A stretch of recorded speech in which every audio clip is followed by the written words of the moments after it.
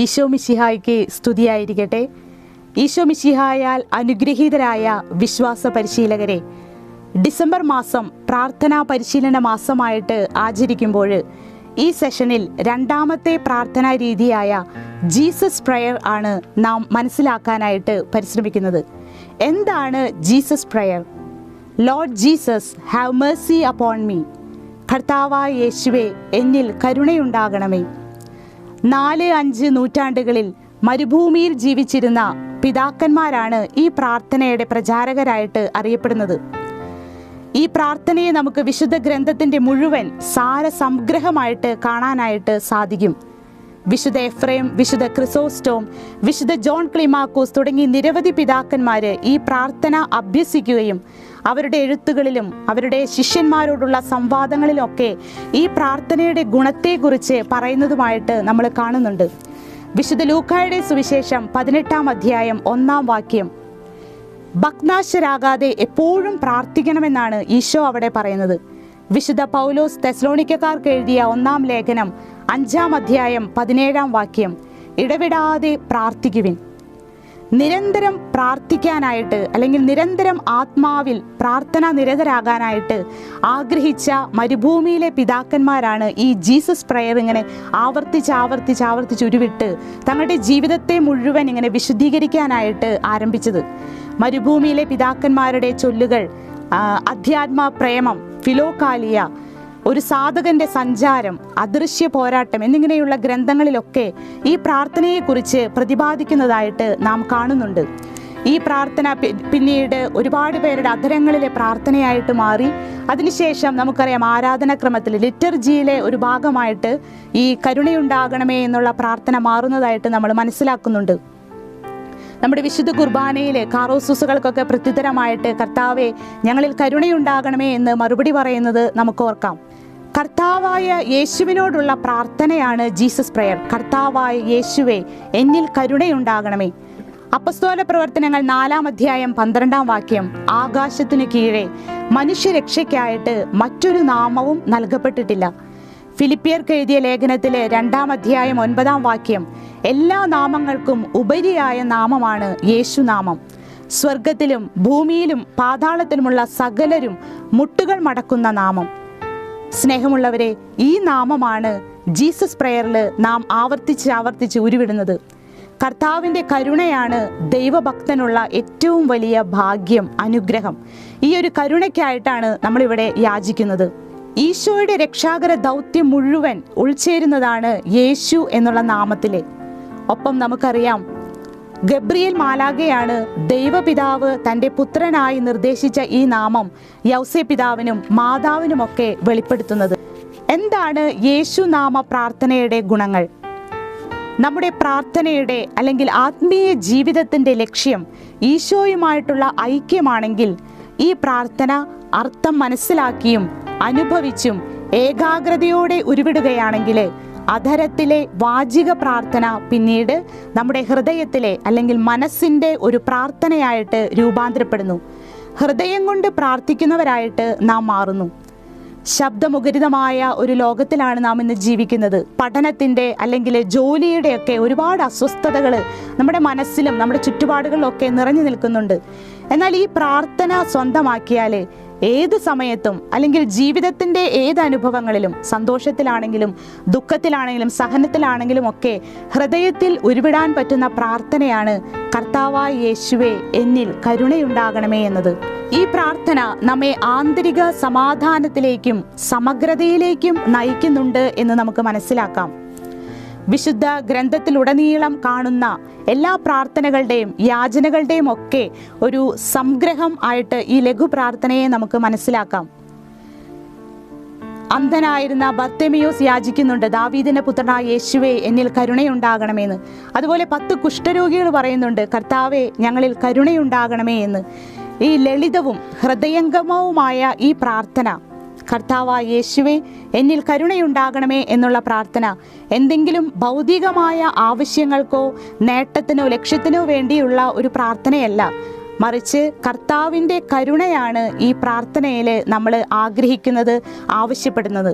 അതിനാൽ തന്നെ പലപ്പോഴും നമ്മിലും അല്ലെങ്കിൽ നമ്മൾ പഠിപ്പിക്കുന്ന കുട്ടികളിലുമൊക്കെ നിറഞ്ഞു നിൽക്കുന്ന പലതരത്തിലുള്ള പാപ സാഹചര്യങ്ങൾ അല്ലെങ്കിൽ ആസക്തികൾ, ദുശീലങ്ങൾ, ഇതിൻ്റെ മേലൊക്കെ അതിജീവിക്കാനായിട്ട് കുട്ടികളെ സഹായിക്കുന്ന ഒരു പ്രാർത്ഥനയാണ് ഈ ജീസസ് പ്രയർ.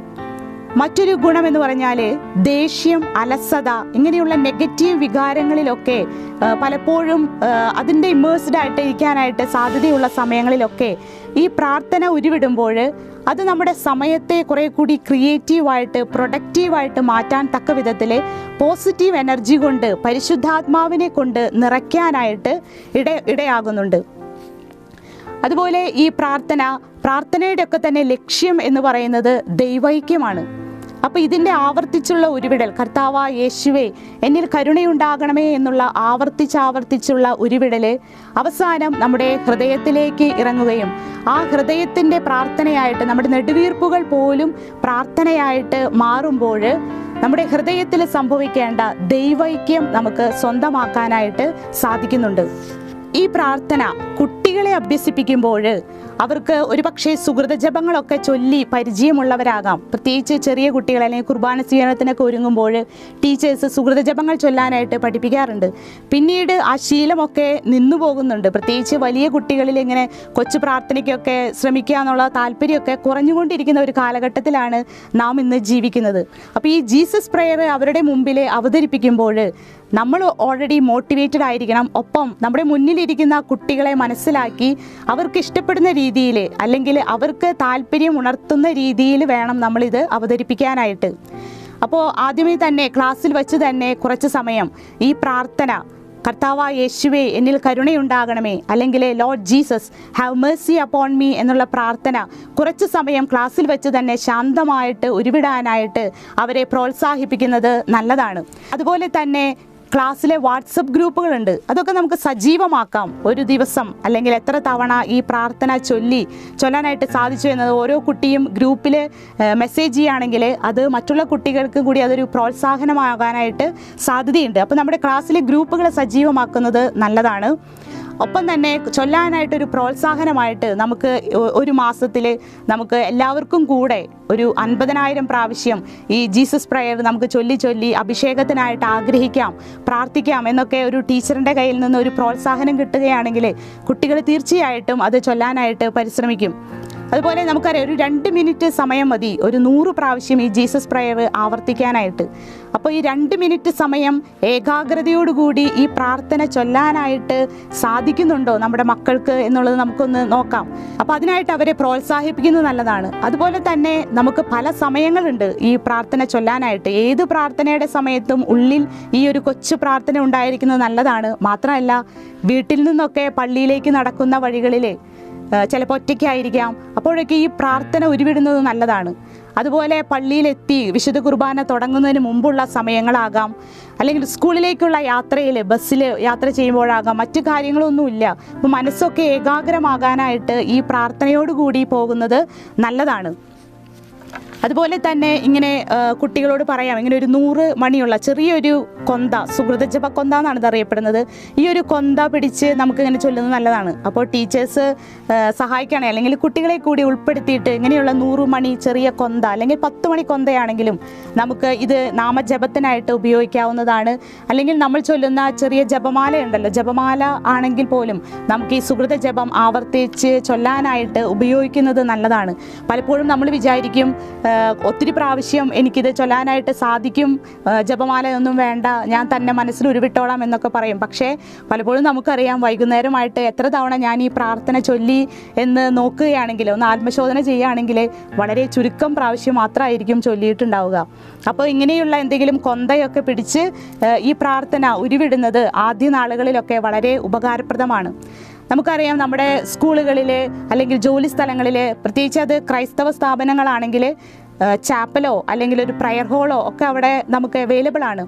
അത്തരം സ്ഥലങ്ങളെയൊക്കെ പ്രയോജനപ്പെടുത്തിക്കൊണ്ടും നമുക്ക് കുട്ടികൾക്ക് അല്ലെങ്കിൽ ടീച്ചേഴ്സിനാണെങ്കിൽ പോലും അത് ആ സ്ഥലങ്ങളിലൊക്കെ ചെന്നിരുന്ന് സ്കൂളിലേക്ക് എത്തുന്ന സമയങ്ങൾ അല്ലെങ്കിൽ കോളേജിൽ എത്തുന്ന സമയം ഒരു 5 മിനിറ്റ് സമയം മൗനമായി ശാന്തമായിട്ടിരുന്ന് ഈ പ്രാർത്ഥന ഉരുവിടുന്ന ശീലം നല്ലതാണ്. അതുപോലെ തന്നെ ഉച്ചയ്ക്ക് ഇൻ്റർവെല്ലിൻ്റെ സമയത്തും ഇതുപോലെ ഒരു 5 മിനിറ്റ് സമയമെങ്കിലും ഏകാഗ്രതയോടെ ഇരുന്ന് ഈ ജീസസ് പ്രയർ ആവർത്തിക്കാനായിട്ട് സാധിക്കും. സാധിച്ചാൽ ഒത്തിരി നല്ലതാണെന്ന് മനസ്സിലാക്കുകയാണ്.